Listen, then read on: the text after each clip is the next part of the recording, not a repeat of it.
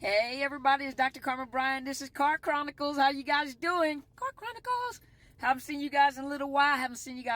Thank you guys for being patient with me because I just came back from traveling and so I was exhausted. I was tired.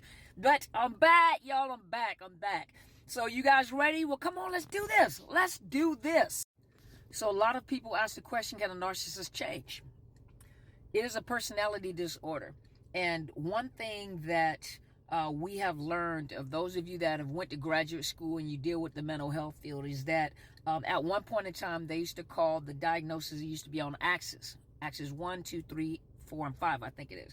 But axis 1 was all the mental health, and this was in the DSM-4.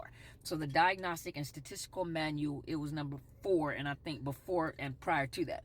Well, in DSM-5, they kind of consolidated they took the axes away. They kind of consolidated it so that we just put all the diagnoses on one line. I would have to go in detail with that. But at one point in time, it's like axis 1 is mental health issues, anxiety, depression, PTSD, schizophrenia, things like that. Things that are usually insurance companies also pay for to be treated, but that deals with medication and that type of stuff. The axis 2 was what you consider the personality disorders. And one thing that we learned in graduate school is that axis 2 is not changeable, it's permanent. That's why it's called abnormal psychology. Abnormal psychology, meaning that is abnormal, that's not normal, because it is a character flaw. There's something wrong with the personality, and it usually starts in childhood, and it goes through adulthood. When it goes to the age 19 or 20, those personality traits are permanent. And so people are saying, but narcissists can change because I've seen them. I have seen the goodness. Okay, but listen, you've seen the goodness because of the fact you still need bait to catch a fish, right?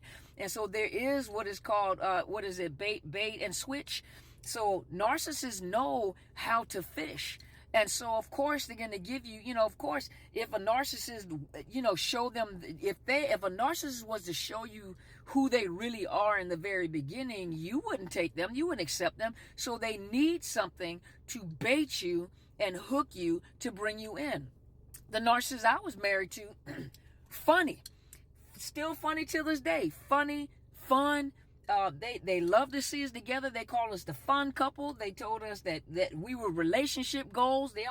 If they only knew it was a relationship horror, nightmare, but everybody saw us. It was fun. All the stuff that we had, the expensive cars that we drove, they didn't know that I was struggling trying to get food in the house and everything. So, of course, it is what people see.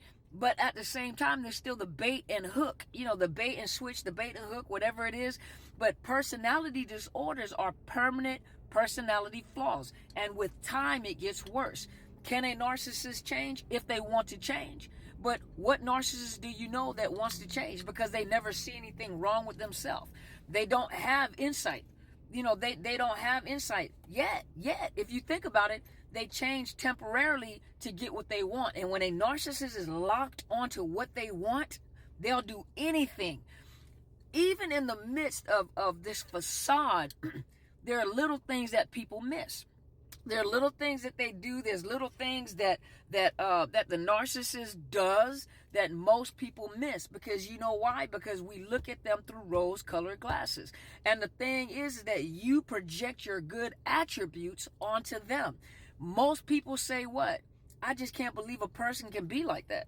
Why would they think like that? I wouldn't do that. And I don't understand how they don't love their children, or I don't understand how they would treat people like that. But you notice you keep saying I, because you're looking at them through your lenses. You're looking at them and you're judging them and you're projecting your good attributes on them because you can't imagine that a person can be that way.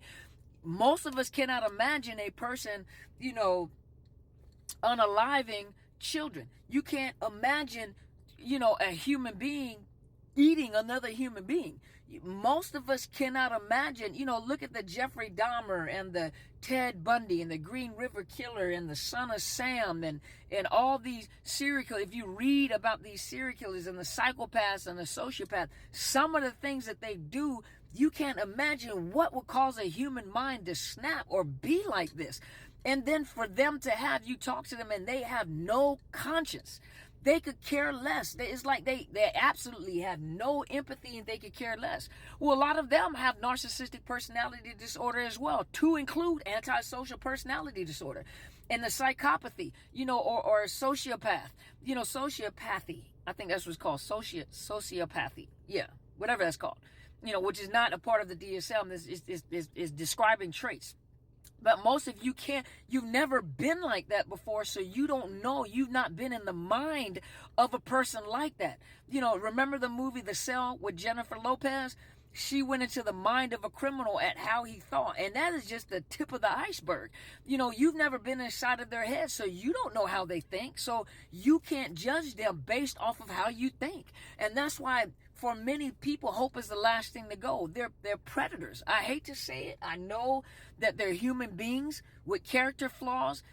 But just like Dr. Phil said, there's some, science can explain a lot of things. But there comes a time where you have to accept the fact that there are some things that are just pure evil.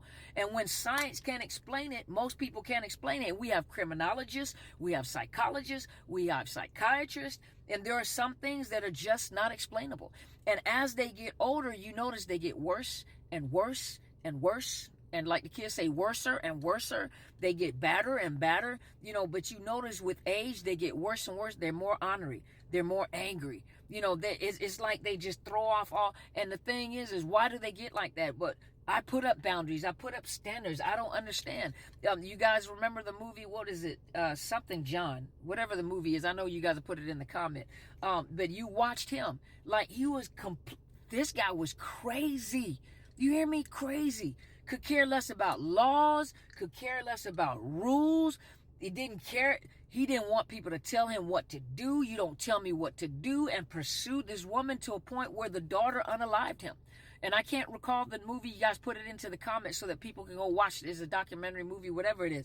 This guy was a narcissist, but he lived, and if you looked at it, he lived in a delusional world. He wore with hospital smocks all day long everywhere he went. Everywhere he went, he wore it. It's like it was a trophy thing. It was a thing to be seen in a hospital, the gear, but he wore it everywhere to functions and everything. They unfortunately live in a delusional world. And so a narcissist is not going to change because they don't want to change. They don't see anything wrong with themselves. It's your fault. Everything is your fault. Even if they apologize, you have to ask yourself a question. Why are they apologizing? There's an ulterior motive. There's a reason why they're being nice. There's a reason why they're ka with you. There's something that there was always an ulterior motive. There's always something behind, them being nice. There's always a bait and switch. Think about it. If they were like they were, you wouldn't have got hooked to them. Nice personality, just charming, just want to say all the right things, funny. Oh my gosh. But you think about it, they're love bombing you and you are elated. You at the highest level, your highest climax. And I don't mean just in a sexual way. I'm talking about in your mind. You've never met someone that focused so much on you. You've never met someone that has such great conversation. You've never met someone that paid attention to you the way that they do. Because that's bait and switch. Advertisements, they make cigarettes look really good, but we know the medical, history behind smoking, emphysema, cancer, all that, we see that. So if they walked around with a billboard and told you exactly what they were like, would you still make that decision? Because everything about that narcissist is about emotions and emotional pulls. And I'm going to talk about that later because there was something that... someone said, sorry about that, something that someone said, I think it was Tasha Leleman said on the platform we were on Tuesday, and it was how they love bomb you and pull you back in. But we're going to talk about that on another video. But I'm so glad you guys are here. Thank you for listening. And remember, you guys go be great. Talk to you guys later. Bye.